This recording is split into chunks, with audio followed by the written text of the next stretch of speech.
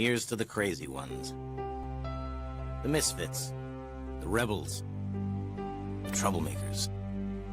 The round pegs in the square holes. The ones who see things differently. They're not fond of rules, and they have no respect for the status quo. You can quote them, disagree with them, glorify or vilify them. But the only thing you can't do is ignore them. Because they change things. They push the human race forward. And while some may see them as the crazy ones, we see genius.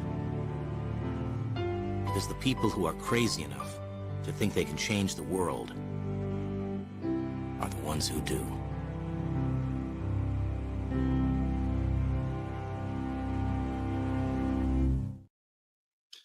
Hey friends, Marc Mandel here. Welcome to episode number 2 of our new show, Customer Experience Under the Hood. Thanks for coming on this journey with me.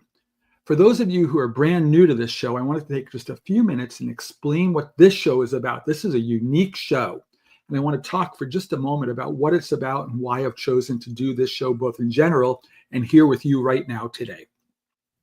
I like to describe this show as sort of a deep dive customer experience, kind of nuts and bolts conversation.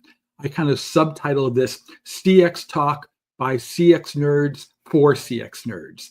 And we get a little bit geeky together for the next 30 or 45 minutes while we're together to get into a topic or two that's kind of deeper than normal. We're going to kind of peel back the covers a little bit on a couple deeper topics while we're together today.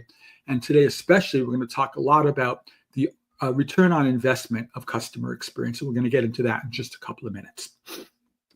Before I do, I thought I would just take a little bit of time to look back on the first episode that I did of this show a little while back. It was a few months ago that I did an episode of this particular show. And I had a woman named Kim Larson on. If you don't remember that episode, check it out. It's here on YouTube and on LinkedIn. I had Kim from a company called Luminoso, one of my partners, and we were talking a lot about AI and text analysis, and we're really getting deep into natural language processing and generative AI and what is RAG and what are word vectors and concept vectors. We got a little over the top with that stuff, but it was a good show and it got a lot of people talking. So I'm hoping this show is exactly the same as we get more into today's topics as well.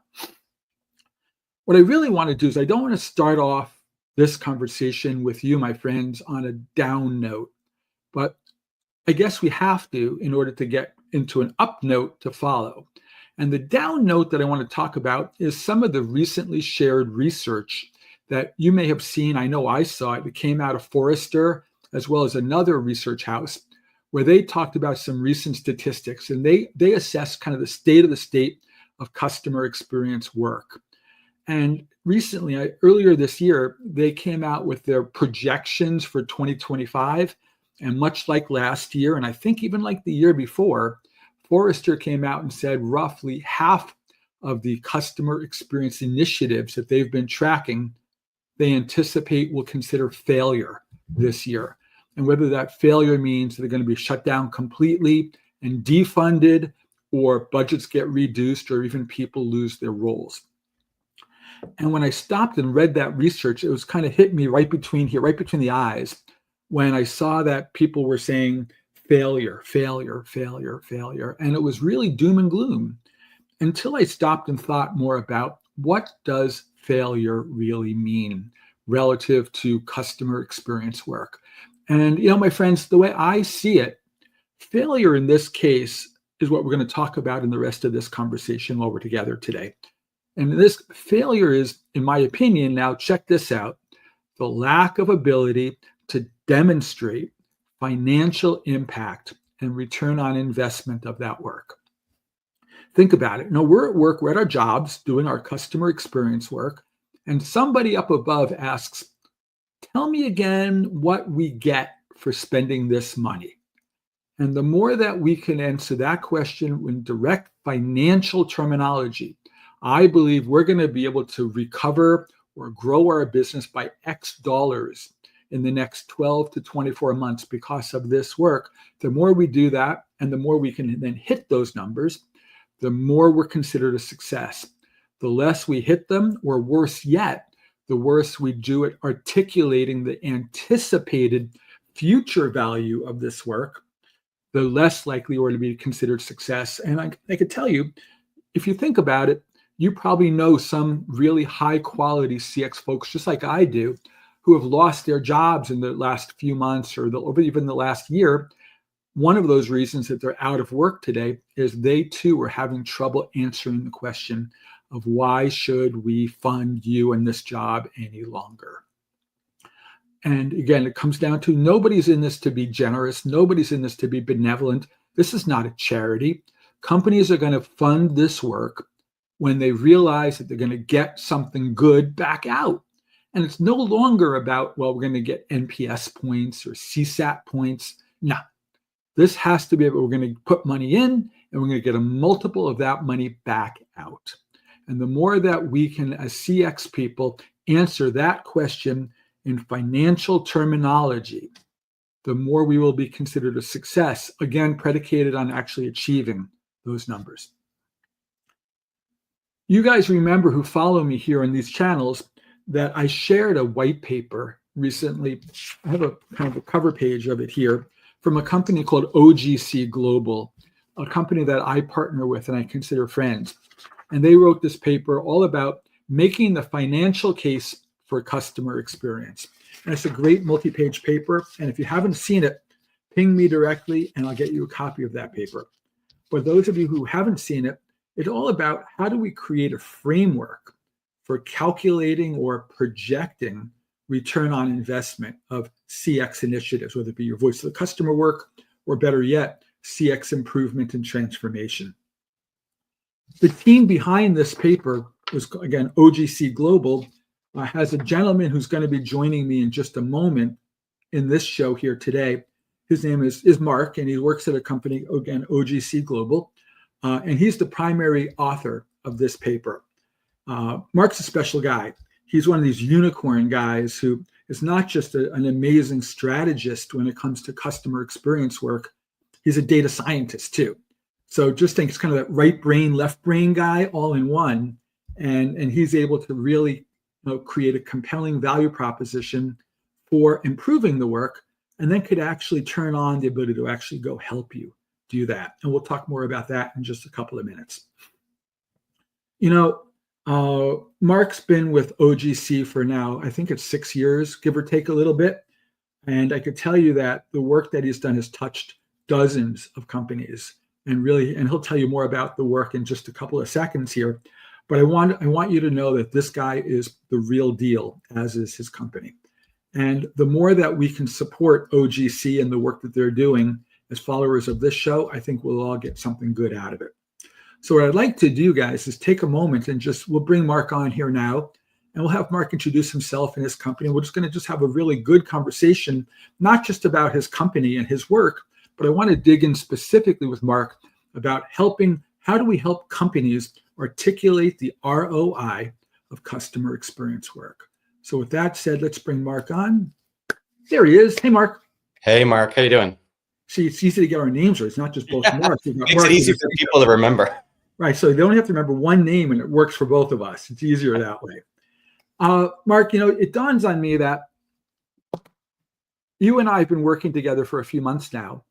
But people who might be listening to this show may not know you at all or OGC at all. Can you just take a moment and just talk about you, kind of where you came from in this business and your swim lane and the work that you're doing and kind of how you see the world? Then we'll get into this conversation a bit. Sure. Yeah. So I'm Marc Rauckhorst. I'm the director of data science here at OGC Global. We primarily fall into a few swim lanes, right? But the one I focus on is customer experience analytics, right? And the modeling and strategy and everything else that goes into that. And in particular, I've been doing this type of work for, as you said, about 6 or 7 years now. And it's been pretty incredible to see how much the industry has shifted in just that time frame. Yeah. I mean, even pre and post pandemic, it's been a total night and day difference. And it's been very exciting to get to work with a bunch of companies on these types of projects and try to help guide the industry on some level, right, towards actually making better use of these tools and customer experience as a whole. Can you talk for a minute about OGC and Sure. in specific, just kind of give a couple of examples of the types of, or kind of what's in the toolbox, the types of work that you guys do just generally so people understand who the firm is. And then we'll talk more about the ROI work. Right. Yeah. So we are a boutique consultancy. I think there's about 60 of us now, and our work typically falls into a few different fields. So one is market research and consumer insights and doing work for telco and pharmaceuticals and healthcare and you name it, things like tracker studies and quantitative, qualitative, you name it. And then the other side of the house is on the customer experience side. And that's where I think we really shine, right? And our founder, Orgorsky, has been truly an OG in this field for going on 20 years now. And we have developed a lot of in-house capabilities around CX insights, things, not just analytics, but also strategy, training, workshops, frontline white papers. I mean, you name it, right? So we've really kind of covered full gamut of what's possible in the CX world. Interesting. And of course, we're here to really drill into just one of those things. But I want you to react to this if you can. I try to tell other people about OGC in two ways.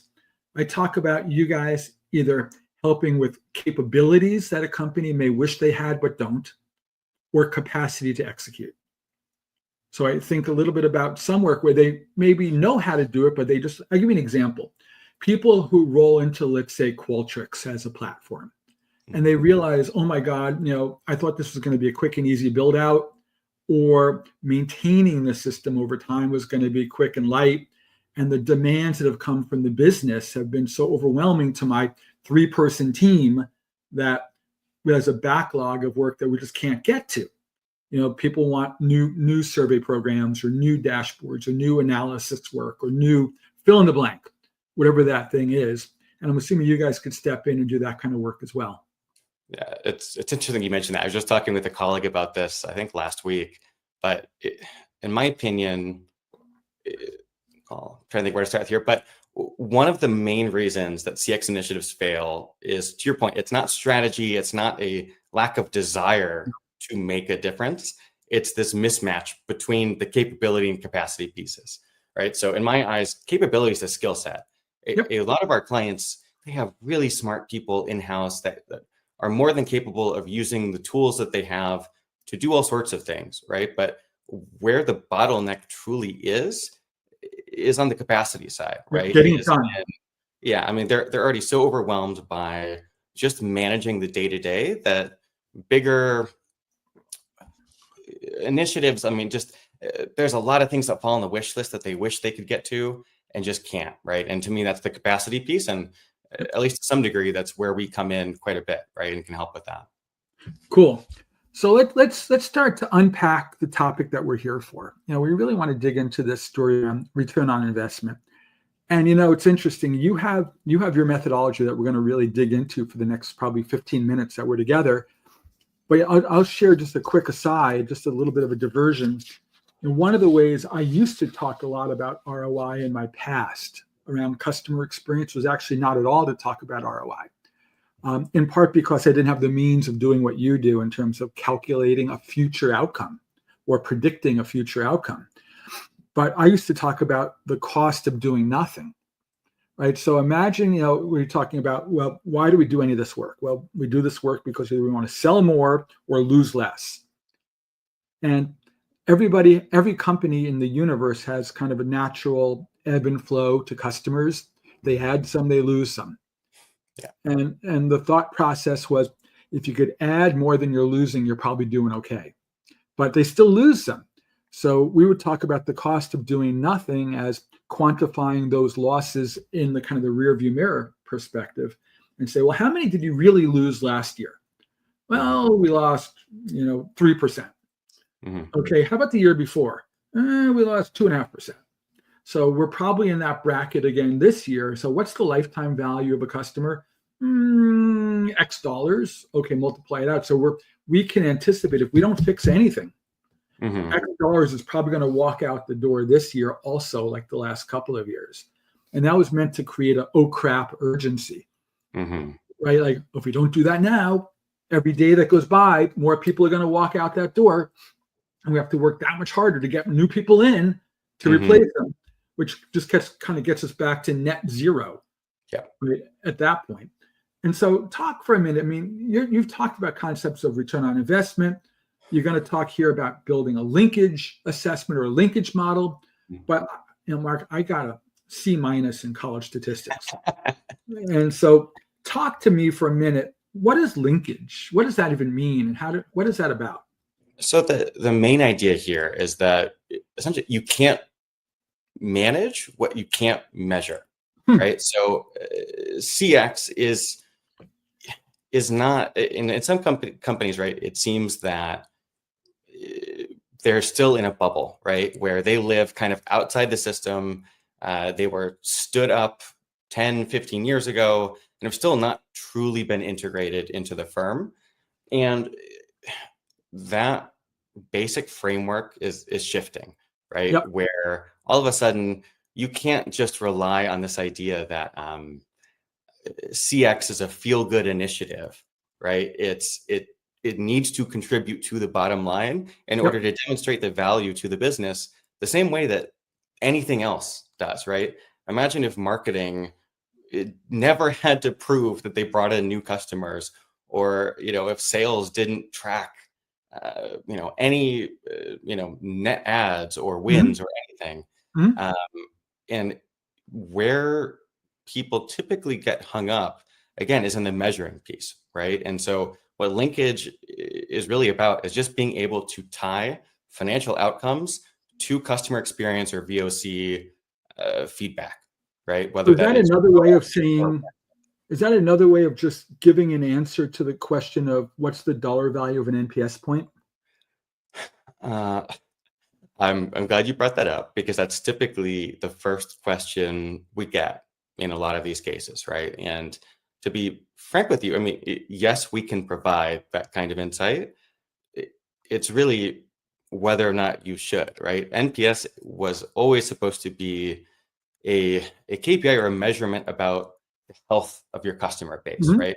If they are more likely to recommend you to friends, family, colleagues, whatever, then you must be doing something right? And we can track this up and down. But the second that any measure becomes a target and you are aiming to find ways to make it go up or down, it's effectively lost any real function as a valid measure of health, right? If you want to bump your NPS up, it's pretty easy. You change your response, your Medallia or Qualtrics settings, and like survey the right people. You can make that go up or down, but that's not a useful way of actually getting value out of your customer base and actually delivering something new to your customers. Interesting. I was, in fact, right before we started having this conversation now, I was talking to a friend of mine who recently left the health insurance industry. And we're talking about an old situation that goes back a few years ago in my life, where we did we'll call it an NPS study for another insurance carrier. And it was really interesting that this was back when the NPS methodology was newer and a little fresher and a little unfamiliar to people.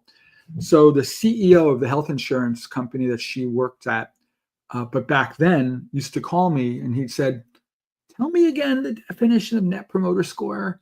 We'd say it's measure of advocacy, likely to recommend on a scale of 0 to 10 typically, and we'll talk about that. And he said, "And what's the promoter idea?" I said, "People most likely to give good positive word of mouth about you to others." He goes, "And how many of those people are there?" And I say 9s and 10s. And then what's the other one? He said, "What's the other one?" I go, "Detractor," which is kind of the people who are less likely to say good things and may even say bad things about you. "And how's that measured?" He goes, I said 0 to 6. He goes, you subtract the two, right? And I say, "Yeah." He said, "But that means from the math perspective, wouldn't my score be higher if I also had 7s and 8s as promoters?" And I was like, well, yeah, but you kind of defeat the entire purpose of the methodology by doing that, because that's like giving yourself, I got a D on my homework assignment, and aren't I great? Not Yeah. really. The answer is not so really. So Hmm. clearly, if there's truth, Mark, to the Forrester claims that there's so much going to be doom and gloom and failure this year amongst CX folks, and I'm going to hypothesize that some of that failure is really just a lack of ability to answer that question of why should we keep funding this? What's in it for us to keep funding this? And if linkage is the ability to connect those dots a little bit, to say, look, like you were saying, pre-pandemic, post-pandemic, and the differences that you've seen. In my life, pre-pandemic, we could get away with murder. Right? We could say, I got us 8 NPS points this year. Woo! Everybody claps. Yeah. Put us in the W column. Right? And now you have that exact boilerplate conversation. Fast forward to today, people will be like, yeah, and Well, yeah, didn't you get me 8 NPS points last year? What happened? Yeah, no one's going to care. Yeah. And the likelihood that this work and even my salary is going to get funded at the same level this year as last year or the year before, it's getting tough. Yeah. And we might wind up, on the chopping block if we can't be real direct about answering that question, at least in my opinion. Mm-hmm. So I want to turn this into a story. Can you think of, and I want to get right on the right side of the good line between talking about a client that you've worked with that comes to mind that, was kind of like a before and after in your mind, without getting too divulging in terms of the who are they and some of the kind of more inner sanctum stuff about them. Can you tell us a story that's just like illustrates this example of a company that had some challenges getting recognized for their work, and you got involved and you helped them calculate and tell the story about why it matters? Can you take us on a journey? Yeah. I'll anonymize everything for confidentiality's sake, right? Yep. But the one I have in mind is major B2B software company. They are a real leader in the space with a lot of paying customers. And part of what they were looking to do was actually, they've been collecting feedback for years at this point, right? All going into their CEM platform. Those reports are going out. It's on an executive scorecard and everything, right? So like there is at least some, like truly top level visibility into what they're doing. And effectively they had hit a plateau. I won't even call it a roadblock, right? But a plateau of what are we doing this for, right? We're collecting all this feedback. Is it actually making its way back to the right teams internally to actually do something about it and get value out of this very expensive program where we're collecting all of this? Yep. And if it's not, okay, how do we make sure that happens? And then 2, they were getting, truly, again, millions of open-end feedback and other things a year, essentially complaining or telling them about which areas to improve or what works or what doesn't. And it's nearly impossible to separate out the signal from the noise, right? And not just that, right? But, just because you have a lot of customers clamoring for a given feature or, some improvement or whatever it might be, does that actually translate to a measurable difference in whatever financial outcome you want to use, right? In this case, it was CLV, right? Customer lifetime value. And most of the people essentially looking for rather routine improvements, frankly, there was like a 98% retention rate annually, right? So like they're not going to be leaving based on this feedback. Obviously, the company should still take that in mind and do something with it, right? But what they want to spend their developer time on are what are the make or breaks, right? What are the true ultimatum type comments, right? If you do not fix this, I will leave. And how do we actually figure out what those situations are and make sure that the business has a ranked list top to bottom, right? Of this is going to be worth X number of dollars of lost future revenue if you don't address this, all the way down to, whatever the smallest one is. Mm-hmm. And it was the kind of project that was awesome because not only did we get to really dive into the nuts and bolts of the strategy and consulting end, but they had a really rich data set that had not just customer, basic customer firmographic info like, tenure and revenue and things like that, but they had click data and behavior and how many people at the company were logging in and using which feature. It really led to a depth of understanding that let us really add nuance to the final set of recommendations and analysis and everything else. So I was quite proud of how that one actually turned out. So you're saying if you could picture a situation where the company had some rich data, where they had survey data, I would guess, Mm-hmm. and they had product telemetry data, I would guess, Yep.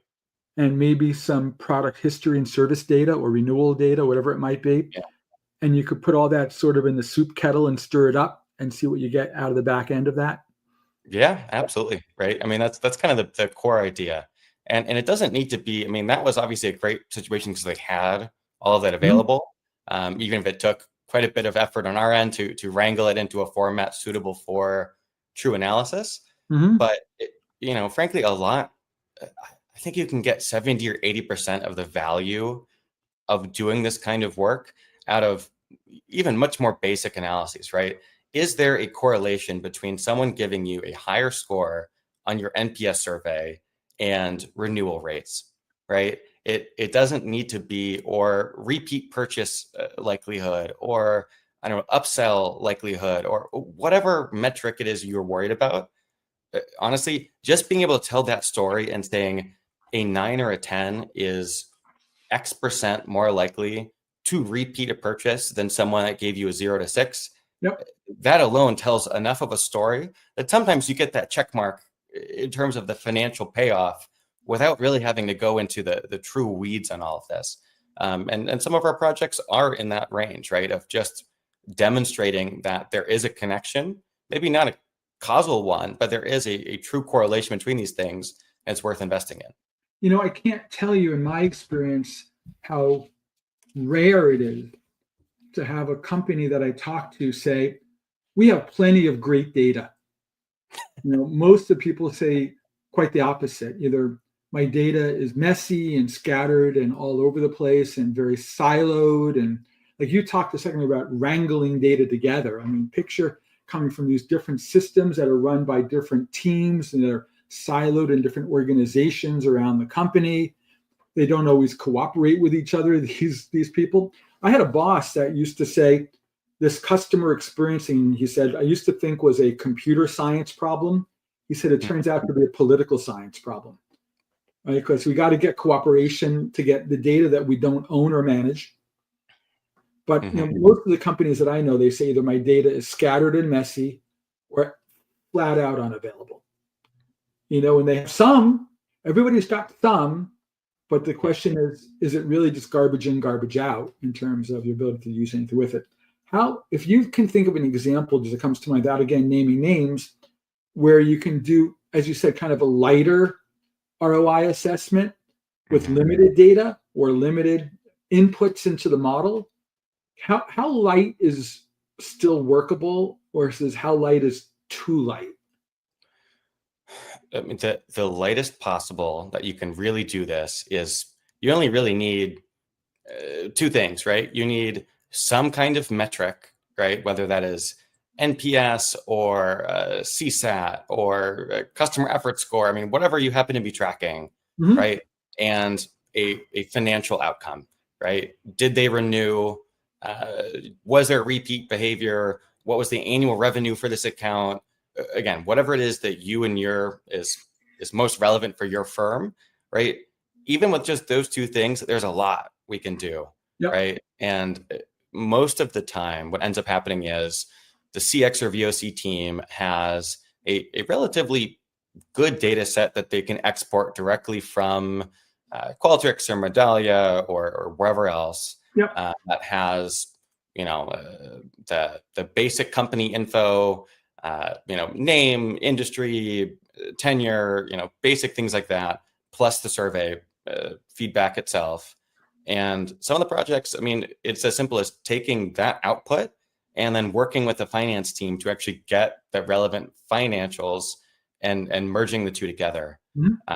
I mean, at this point, we've really become experts in handling the internal bureaucracy needed to not just acquire this data, right, but also build the connections to make sure that this is not just a one-off thing.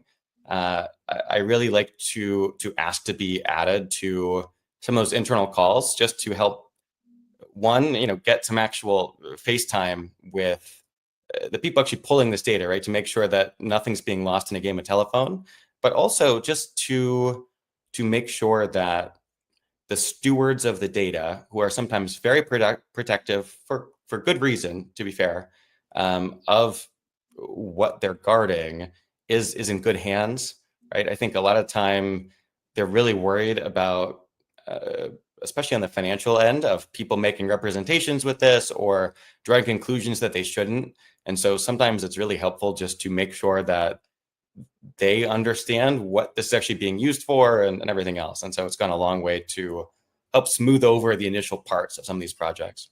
So I'm going to put you on the spot for a minute. And since at the top of this show, I talked about it being kind of a geeky show by CX geeky people for CX geeky people, I want to talk about what happens when the data is sort of scattered and siloed in different systems that are relatively incompatible with one another, meaning the data that sits in a CRM system might be described with like a data dictionary or a taxonomy of some type with certain labels.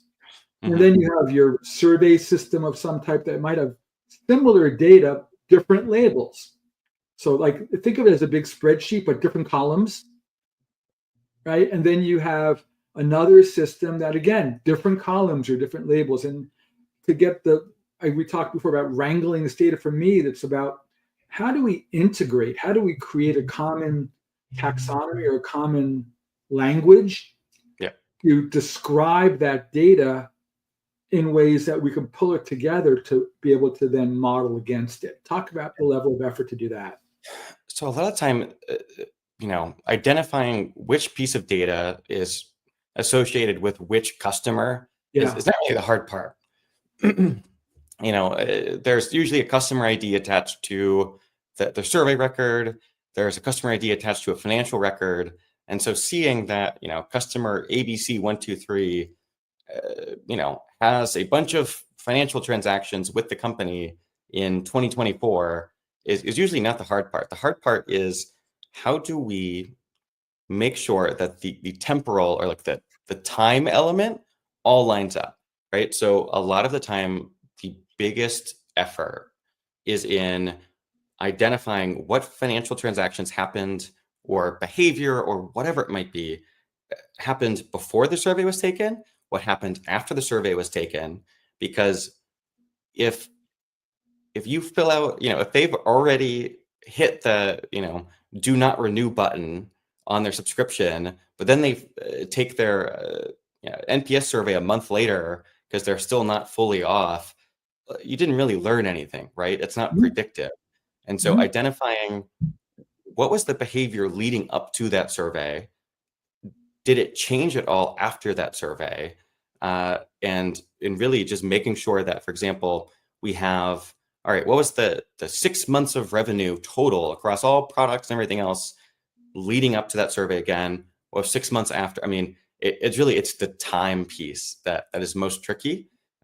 We've developed a lot of in-house capabilities around just making sure that we can do all of that. But, frankly, I think that's by far the hardest part of a lot of this. People think it's the modeling and the machine learning and everything else. It truly is making sure that you are measuring what you think you're measuring, and that it aligns with the business's understanding of what that means as well. So I hope that wasn't, I think it's perfect. Do you guys get so far to deal with situations like where you have two systems, one that says it's customer ID 123, the other system says the same customer is XYZ, but there might be other clues to link it up. Talk to me about that for a minute. Absolutely. I mean, nothing's ever truly perfect sometimes, right? I mean, all the time, to me, that's one of the fun parts is it's just a big puzzle at that point, right? Is making sure that we, one, there's still the same number of unique identifiers on both data sets. Like, is it one-to-one, or how many people are we losing as part of this conversion process or matching process? Are there duplicates, right? Do we have multiple records in one system, only one record in the other? Frankly, again, it's a puzzle that can be solved depending on what you have available, but it can also be quite tricky if you don't have some of the tooling and understanding of how to do that properly. Let's talk for a minute about financial metrics, because I think that's what we're really here to talk about. Is lifetime value the best one, or is there such a thing as best one, or is it net revenue retention? What is the best? If you had to make a compelling case to somebody that said this stuff matters, and let's say they were in a business with recurrence to it, maybe a SaaS software company or some kind of annual recurring contracting cycle to it, what's the best metric to march toward financially? Is there such a thing as best, and what would that be? I think it's a great question, right? So I have two answers. One, if I could pick any metric and I was running a company myself to focus on, it'd be customer lifetime value. Okay. However, the best metric to track and measure and model against is whatever metric your stakeholders actually care about, right? If their performance is measured on renewal rate, that's what we need to focus on. Right? Because that's what actually gets attention. That's what gets dollars coming into the department. It really is. It's lining up with what that looks like. So, in software as a service, it's all about that renewal rate, right? And making sure that, that is being kept up, and, that curve is nicely going up the way it should, right? On the B2C side, a lot of the time it's not about CLV or something, right? It's about repeat purchase behavior. Last month, this person came into the store 4 times.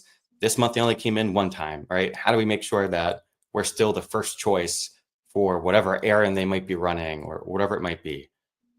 So I wish, it's a very consulting answer, right? But it really is, it depends on you and your business model and what your stakeholders care about. So it is the consulting answer. It depends is the answer to the question. Yeah. And you mentioned a second ago B2C versus B2B. Does your linkage methodology have a preference between one or the other? Is it equally impactful? It's equally impactful. The only real hindrance, right, is in the volume of data available. So most B2B is fine, right, because most of the companies we're working for on that end have enough history and transactions and survey data that it's not a problem, right? We have plenty of data to work with, and we can still model based on that. Where we run into issues is when, for example, like a B2B service or company, only has like a year worth of survey data. They only have, maybe a few hundred or a few thousand total customers, so that the volume is just really not there to get into the weeds on the causal linkage side. We can still work with them to do the correlation stuff, right? And again, does higher LTR score actually lead to, or is it associated with higher renewal rate or higher repeat purchase behavior, whatever it might be? But that's really the only situation where there's a strong preference one way versus the other. Yeah, causality is a difficult word. Right. I mean, I was listening to an analytical guy give a talk a few years ago, and it was really interesting. He was talking about the difference between causation and correlation. And he gave a reference to an example. He said, he's referencing the New York Times at the time. And he said, they made some assertion that statistically speaking, if you are more inclined to like ice cream, you're more inclined to be a murderer. And people are like, what? Why is that even possible? And he said, when you think about it, most people find ice cream to be a seasonal snack and they eat it in the hotter weather in the summer months. And when it's really hot out and sticky out, people get more irritable. When they get more irritable, some of them are more likely to, do bad things like commit murders. So there, in his mind, there was this correlation, but not causation, between more prone to eat ice cream and more prone to commit murder, because both happened in the summer.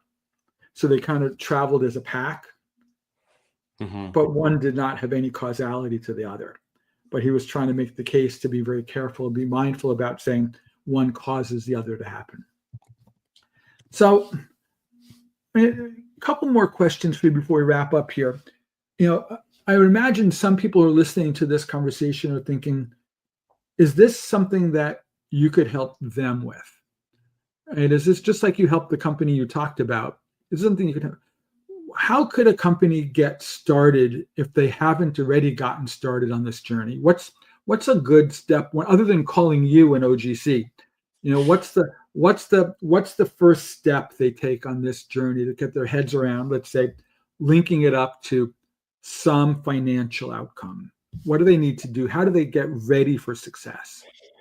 I think the number one thing you can do, well, I'll give you a few things, right? So one is identify the metric that matters, right? And then work with your finance or data team to get that metric in the format best suited for your customer base, your survey program, whatever it might be, right? And make sure, if nothing else, right, if you can add that metric to your Medallia or Qualtrics dashboards, it just unlocks a whole wealth of new analyses that immediately make your dashboards and other things just immediately more relevant to your stakeholders, right? There's no more executive dashboards filled with the dials showing your NPS score. You can show, again, even just basic charts of, breaking out LTR 0 to 10 and showing, likelihood of repeat behavior or CLV or whatever it might be. A lot of time the story will speak for itself, right? And it goes a really long way. So if I was going to get started on the path, that's the first step I would take for sure. And how long does this take to figure out?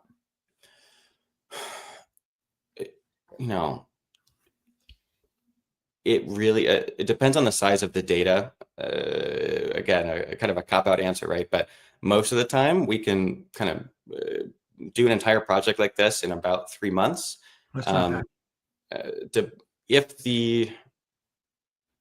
Depending on the size of the data or the volume of the customer base or trend feedback, whatever it might be, right? It can go up from there. But really, it just, if our goal is a quick win, for example, a lot of time we do it like after someone migrates from one platform to the other, they'll come to us and essentially ask us to help them with this quick win work so that they have something to show for all of the money and time and effort that went into setting up this new platform or migrating from one to the other. And so sometimes it's just a situational, and they have a very clear date they need something by, and we make it work. Very cool. I could sit here for another hour and talk to you because I think there's so much more that we could talk about, but I want to be respectful of your time and that of our friends who are listening along. So can I simply wrap this up by asking you, if somebody who's listening in or considering this challenge of linking their CX work to money wants to have a conversation with you about giving some coaching to them or even some consulting support for this, how do they find you? What's the trick to finding you and getting you involved? Probably the two easiest things are just reach out to me on LinkedIn. Just search my name on LinkedIn and send me a message. I'm happy to chat. Or you can send me an email at marc, M-A-R-C, @ogcglobal.com. And I'd be happy to chat with anybody. Even if it's just 15 minutes and kind of hear about where your program's at and give some quick advice on where I think you can go with it. I'd love to have that chat. And I think it's worth repeating from the offer at the beginning, the white paper, I think is terrific. I mean, you guys set up a whole framework in this paper. And I'm just holding the first page of it, but it's a multiple page paper. And I think, you guys freely give this paper and all the coaching that comes with this away to anybody who wants to see it. So guys, if you're out there listening and want a copy of this, ping me, ask Mark, and say, send me a copy of the paper, and we'll make sure that this comes your way right away. I think it's amongst the best that I've seen in this space. Oh, thank you. Mark, I think the work you do is so important. I mean, you could be out there, we like to believe the work is impactful. None of us do work we don't want to think is impactful. But we also want to know that the work that we do matters to others. And what you're describing here is a recipe to matter. Right? Because, even if we work for a not-for-profit, people want to know what's in it for us. Why should we continue to lay out the cash that we've been spending to listen better to our customers and do something about what we hear? And you're giving people a formula for that. And it's saving potentially jobs, programs, and even careers to get it right. So this is not, lightweight, no impact stuff. I think this is important. So the work you and the OGC team do, I think is a big deal. And that's why I was excited to have you here. Let's do this. Let's wrap this up for now. For the show itself, Mark, you're welcome to hang out with me, or we could just, I'll send you back to the backstage, whichever you prefer. Sure. And we're just going to say, guys, those that are still listening in, a couple of quick housekeeping things for, and again, we'll talk about where to find Mark at the end of this. I have another show coming up this Friday, even a longer format show than this show. It's about an hour show that I do called CX Tales from the Trenches, where I'm going to be having a conversation about agentic AI, a big topic these days, with a gentleman named Ibi Syed, who runs a company called Cotera, and a customer and a good friend of ours named Brett Miller, who works at a company called BuzzRx. And so we're going to have a good three-way conversation there. That's this coming Friday. Hope you check it out. The link for the show is already on YouTube and LinkedIn or wherever else these things show up. The other thing, I'm looking to you guys out there for a little bit of advice. I'm thinking about, we're kind of in conference season now. Mark, you and I were together over the last few weeks at a couple of conferences. We went to the Medallia thing. We went to the Qualtrics thing. Now the CXPA thing is coming up in about a month's time in Indianapolis. Thinking about going to Indy. If you guys have any pros, cons, recommendations for that, let us know about that, because if it's worth the trip, I'll make the trip down. And with that said, guys, thank you again for coming on this journey with me. And Mark, thank you for hanging out here for what it says 48 minutes and 22 seconds so far. It's good to work here with you and to partner with you. Guys, thank you for coming on this journey with Mark and with me today. And we'll see you guys soon enough. Until then, stay well, my friends. Take care. Bye-bye now.